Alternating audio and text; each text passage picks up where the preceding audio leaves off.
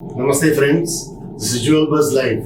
Today we are with a very special person, Mr. Chetan Tadeshwar, Joint Convener, PMI. Namaste Chetan bhai. नमस्ते जी। चेतन भाई, PMI क्या है? PMI का मकसद क्या है? खासियत क्या है? Take us to the journey.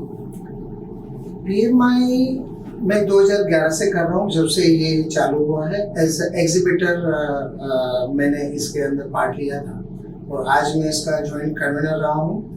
और इसकी खासियत मैं जितनी भी कहूँ उतनी कम होगी। क्यों?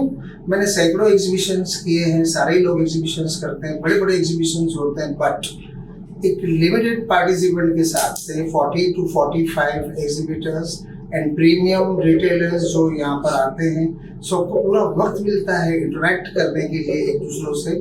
बड़े एग्जीबिशन में वो खो जाते हैं। तो मैं समझता हूँ कि मुझे काफ़ी कस्टमर्स पिछले 12 साल के अंदर PMI से मिले हैं। और सबसे बड़ी बात, बिजनेस से ज़्यादा जो रिलेशंस हम कमाते हैं, क्योंकि पूरा दिन हम साथ में रहते हैं तो एक दोस्ती सी बन जाती है, घरेलू रिश्ता बन जाता है। तो इसी वजह से PMI हमेशा मेरे लिए बहुत खास रहा है और मेरे दिल में रहा है। मुझे ऐसा लगता है कि जिस तरह से आज लेडीज चाहे मैन्युफैक्चरिंग में हो, होलसेलिंग में हो, चाहे रिटेलिंग में हो, वो भी आज एक सक्रिय हो रही है अपनी इंडस्ट्री में।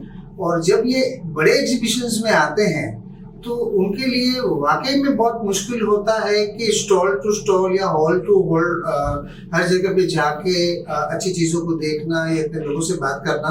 तो एक अच्छा माहौल, 5 स्टार माहौल जहाँ पर वहीं रहते हैं, वहीं से छोटा सा एग्जीबिशन है, से 45 एग्जीबिटर्स हो और इतना अच्छा माहौल होता है, तो उनके लिए भी एक बहुत एक कंफर्ट जोन हो जाता है। और 10 बजे से लेकर के शाम को 6 बजे तक हम 7 बजे तक शो करते हैं। सुबह ब्रेकफास्ट में साथ में रहते हैं, शाम को इवेंट्स होते हैं, तो सबके लेडीज सब मिलती हैं, तो एक दूसरे के विचार मिलते हैं। रात को पार्टीज, गाला नाइट डिनर, उसमें हम सब साथ में रहते हैं। तो ये जो संबंध बनते हैं पूरे भारतवर्ष के अंदर, मैं समझता हूँ कि ये एक बहुत बड़ी बात है कनेक्टिविटी के लिए एक दूसरे के साथ। चेतन भाई, जो अभी आने वाला PMI है, उसकी तैयारी के बारे में बोलिए। और हम जानना चाहते हैं 2024 PMI के रोड मैप के बारे में जरा विस्तारित रूप से। जब से मैंने PMI as a joint convener बना हूँ, तब से मेरी हमेशा से एक ही ख्वाहिश रही है कि बड़े शोज के अंदर अच्छे मैन्युफैक्चरर अक्सर खो जाते हैं, क्योंकि इतने एग्जीबिटर्स होते हैं उसके अंदर और विजिटर्स आते हैं 2 या 3 दिन के लिए, तो हर जगह पे पहुंच नहीं पाते। तो स्पेशली इस बार मैंने यही काम किया है कि जो रियल ज्वेलरी, जो टैलेंट है, जो डिजाइनिंग अच्छी करने वाले लोग हैं, उनको चुन चुन के एक एक चीज ऐसी हम रिटेलर्स को दें, ताकि दोनों बाजू एक विन विन सिचुएशन पैदा हो।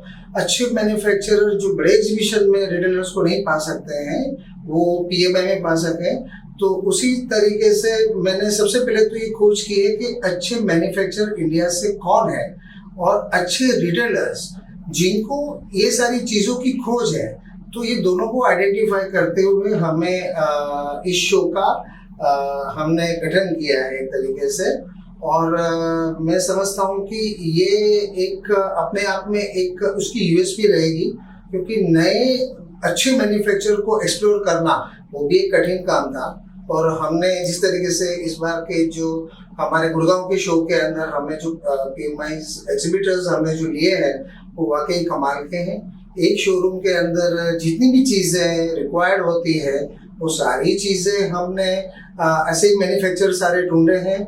और अच्छे मैन्युफैक्चरर जो सुपर क्लास का काम बनाते हैं, और 1-to-1 इंटरेक्शन होगा, सबके मीटिंग्स तय होगी, और उस हिसाब से मैं समझता हूँ कि सबको बहुत उसके अंदर बेनिफिट होगा।